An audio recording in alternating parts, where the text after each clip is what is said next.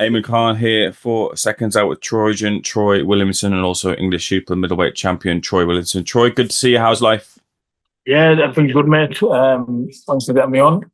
Yeah, no, pleasure to have you on. I know you've said before in interviews you've done in the past you don't like to dwell on things in the past, but we've got to talk about that fight that you have with Mark Dickinson, which I imagine will be on the ballots for a domestic fight of the year. How do you reflect on that fight and that win? Yeah, I'm happy just to get back into the winning column. I proved a lot of people wrong. A lot of people were writing me off and thought I was finished. And yeah, I'm just so happy that I proved a lot of people wrong that night. What about Mark and in terms of the problems he posed to you on the night? What do you feel about Mark and where he could go? I think I think he's a great fighter. He was a great champion. I was a better fighter on the night, and I knew that obviously the best of me would beat the best of him. The way I prepared with my thoughts and the things we were doing in the gym, all I had to do was replicate that fight night, and there was no doubt in my mind that I wasn't going to come away victorious. You made But specific. obviously Mark's got a great future. He's only young. He's only 26. I've seen that he's in this heist tournament, and I'll be picking him to win that. I think he's the best fighter in that tournament, and I'll be rooting for him. You made specific mention about people maybe doubting you. It was three losses on the bounce. Did you understand that people might have thought that this was made for Mark in some way? Yeah, of course. Obviously, I seen comments. People were saying I was washed up and I was finished.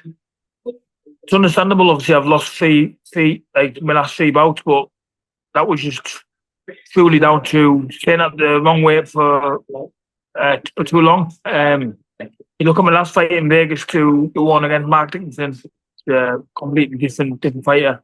So I found my natural weight class now, and I'm here to stay, and I'm ready to take over. You made specific mention as well too after the fight that people within your team, people that were close to you, maybe weren't as close as to close to you as much as they were when you were winning as they were when you weren't getting those wins. What was going on behind the scenes as to how that kind of had progressed? It's just friends that I've had for years, just distance themselves. Like obviously, everyone wants to know you when you're winning. Um, Nobody wants to know you when you're losing. So I've just realised like who my top people are and who my close friends are, because I've got some close friends that have stuck with me through my full career, through all the ups and downs. So I just got to keep me circle very small, which I do. And at the minute, I've got a very close knit of people, and yeah, I'm looking forward to the future. Did that come as a surprise to you in those moments that those friends weren't there for you? Yeah, did you? But obviously, they're not true friends, are they? Obviously, you think they're true friends. I've known them for like 25 years, and then they just distance themselves. Just I don't know whether it's because you take a couple of losses and you're not talked about no more, or nobody wants to know you. But I don't know. See, it's the same with everything. Like, shout out to you for obviously getting me back on, even when I have lost. But like, even when you lose and you've lost a couple on the bounce, like nobody wants to interview you. Nobody wants to know you really. Like, but then once you're winning, people start messaging you for Zoom calls and interviews, and obviously. I realise obviously who these people are, so some of them I've not even got back to. I've not replied because I know that they only really want to use my name because people are talking about me now. And people are talking about you now in terms of fights that we made. There may be a little bit of a target on your back, but you've also got a target on other people's backs too. The name that's being linked, especially in the last few days, but it was linked also after the win over Mark Dickinson, was Callum Simpson. Where do you currently stand on that potentially happening? We've had an offer sent over, and we've accepted. So hopefully we can progress from there, and hopefully get some signed and sealed this week. I know that you put on your social media as well that you wanted to kind of pitch this to Saudi Arabia and Turkey Al Sheikh because of the whole Tom and Jerry type of fights. You said there's no Jerrys here, it's just a couple of Toms. Is that possible that that fight could land in Saudi? No, I don't. I think it's going to land. Obviously, he's a champion. He'll probably land in Yorkshire, maybe on a BBC show, headline the BBC show before the end of the year. And does that bother you to be on away solo to a degree? His show, does that matter to you? No, definitely not. See, it all started on away soil. I went to Liverpool on a matchroom show and defeated Ted Cheeseman. So I'm used to being the away fighter sometimes. So there's nothing new here. What do you think about Callum Simpson as a fighter? How long had he been on your radar? I think he's a great fighter. Very good champion. He's unbeaten for a reason. Only really since after this fight, obviously I knew that obviously once I took care of Mark, and obviously the way I did take care of him in dramatic fashion, obviously big fights were gonna land. I've always said that my dream is to become a two-time British champion, so this is my chance to do it, and I will be doing it. We haven't seen, when it comes to Callum's progression, he's sort of climbed the ladder quite well, but then his last fight, he'd had a couple of hitches. He got the victory and he came back very well, but there was I guess for someone like yourself, a shark in bloody water, you might see what you saw in the last fight as a couple of gaps in his armor. Do you see it that way, that his last performance? Yeah, I do. I didn't really rate that Zuko that much. No disrespect to Callum. I think he's a great fighter. He's unbeaten. He's a great champion, but I just don't think he's. I know there's obviously weight classes are different, but he's not really fought the level of the guys that I've fought. I've been in like 50-50 fights all the way back from in 2020. So I fought some really good fighters. Where I think Callum Simpson he's only really beaten Zach Chelly, and then I can't really think of who else from there apart from the Zuko. But I didn't really rate that Zuko as much of a fighter, much of a good puncher. But yeah, he did put him down, did stun him. So I think if I land on his chin, I don't think he will be getting back up. And if I do have him hurt, I'll get him out there. So if Callum had your route in boxing, where do you think he'd be right now? It's hard to say because he's not had my route, and it's different weight classes. And the lads who I fought obviously aren't his weight, but I'm just saying that I've fought the better level of opposition. I know you're going to tell me that matching you two up, you'd win, but how do you get the victory over Callum? I think I stopped Callum Simpson. I think I'll get to him late, and yeah, I think I'll get him out there. It's the type of fight where you feel you have to stop him. No, not really. No, obviously I've got a great engine. I can do the round. I'm fit, strong. I'm explosive. I've got my explosiveness back. I just believe that I'll if I hit anybody on the chin at 168 pounds, I'm gonna hurt them. And once I've got them hurt, it still hurt.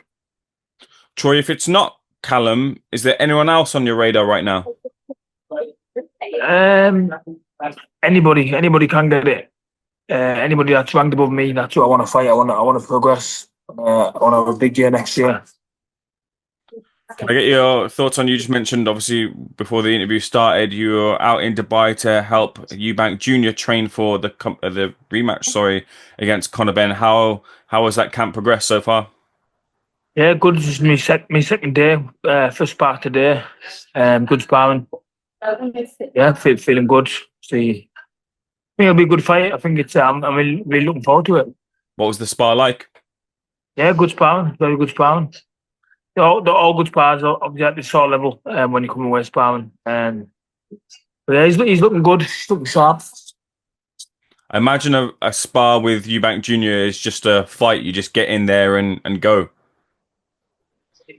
Nah, sparring for me is all like, especially now, it's all learning and doing what we've been doing in the gym, in the spars.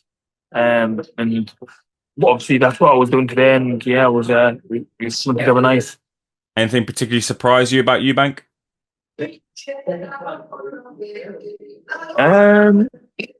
Is what's the word? Is very bad on time.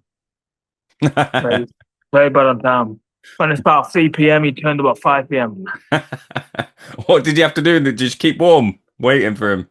No, we just sat watching TV on the sofa. Is that mind games before the spar? Can you call it that? Nah, I just think I've sparred you like plenty of times. I wasn't expecting nothing different. I just knew that's what he does. Very bad timekeeper. In terms of those spars and the progression for yourself, how have you seen yourself improving from when you first sparred Eubank to now sparring Eubank? Yeah, I've progressed loads. I think first time I sparred him would have been like before the Williamson one. I actually went up on my girlfriend's birthday. I travelled up with my girlfriend. She done my corner. Mm.